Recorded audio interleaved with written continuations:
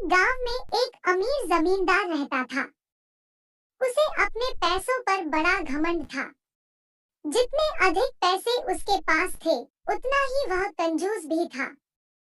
अपने खेतों में काम करने वाले किसानों से वह खूब काम करवाता, मगर पगार कौड़ी भर भी न देता। मजबूर गरीब किसान मन मारकर उसके खेत में काम करते। उसी गांव में रामू नामक एक किसान रहता था। उसके पास थोड़ी सी जमीन थी। उसी में खेती बाड़ी कर वह अपना और अपने परिवार का गुजारा चलाता था। रामू बड़ा मेहनती था।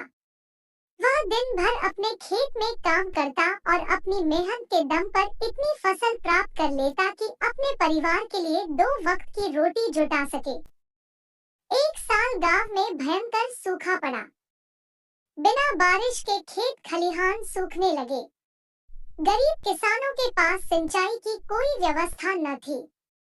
वे सिंचाई के लिए बारिश पर ही निर्भर थे। इसलिए उनकी सारी फसल बर्बाद हो गई। रामू के साथ भी यही हुआ। रामू और रामू की पत्नी सोच ही रहे थे कि गुजारा कैसे होगा। तभी वहां रामू की बेटी आती है और कहती है, माँ, मुझे भूख लगी है, मुझे खाना दो। रामू की बेटी खाना खाती है। सुनो जी, आज शाम को खाने के लिए कुछ भी नहीं है। मजबूरी के कारण वह गांव के जमींदार के पास कर्ज मांगने गया। मालिक, मेरे घर में खाने को कुछ नहीं है, आप मुझे कुछ पैसे दे दीजिए। जमींदार कंजूस तो था। उसने सोचा कि यदि उसने रामू को पैसे दिए तो यह लौटा तो पाएगा नहीं, इसलिए इसे अपने खेत में काम पर लगा लेता हूँ। मेहनती तो ये है ही और मजदूर भी। कम पैसों में दुगुनी मेहनत करवाऊंगा।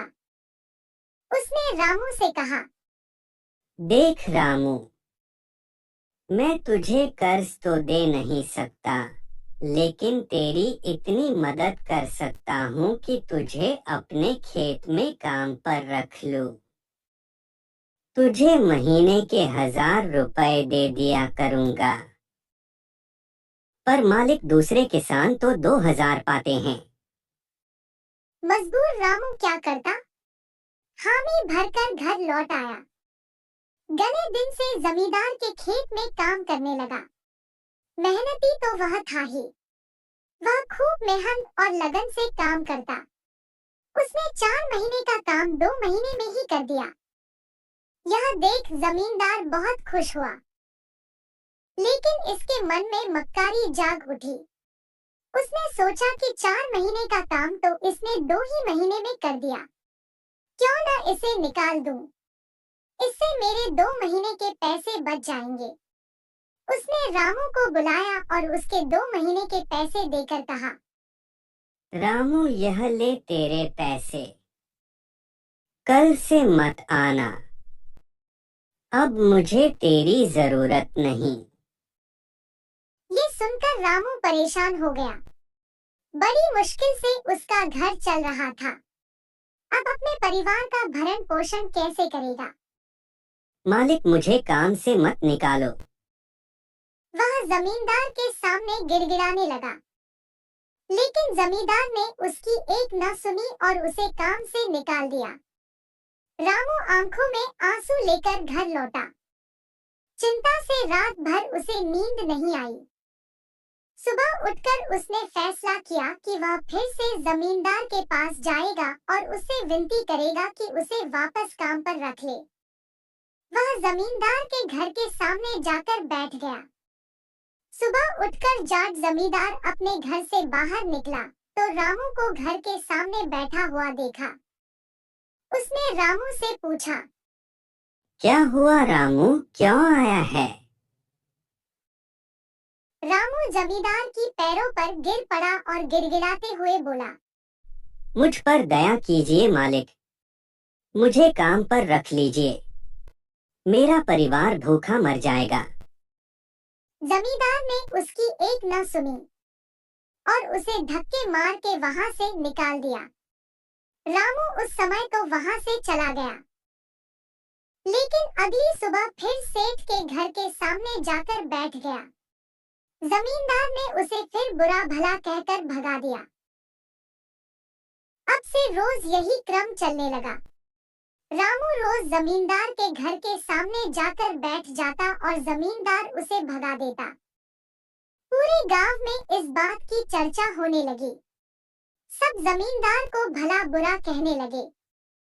तंग आकर जमींदार ने सोचा कि क्यों ना कुछ दिन परिवार सहित दूसरे गांव चला जाऊं। मुझे घर पर ना देखकर रामू यहाँ आना बंद कर देगा।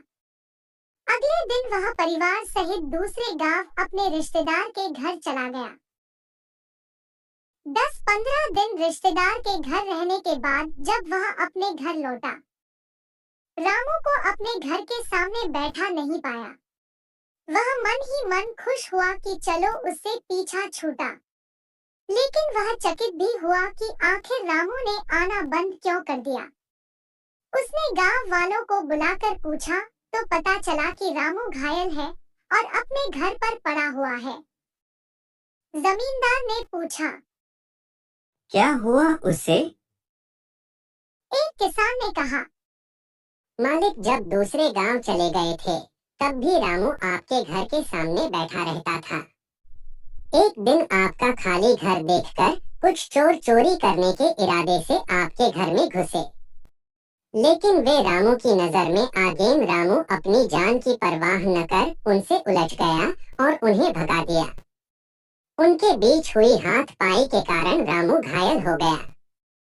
ये जानकर जमींदार को खुद पर शर्म आने लगी कि उसने रामू के साथ कितना बुरा किया, लेकिन इसके बाद भी रामू उसके घर चोरी होने से बचाने के लिए चोरों से उलझ गया। वह पछताने लगा। उसने रामू के घर जाने का फैसला किया।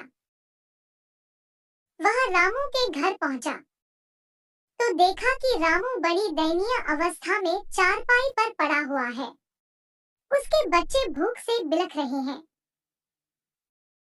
ये देख जमींदार का दिल भर आया। रामू मुझसे गलती हो गई, मुझे माफ कर दो। उसका इलाज करवाया और ठीक होने के बाद अच्छी पगार के साथ उसे फिर से काम पर रख लिया।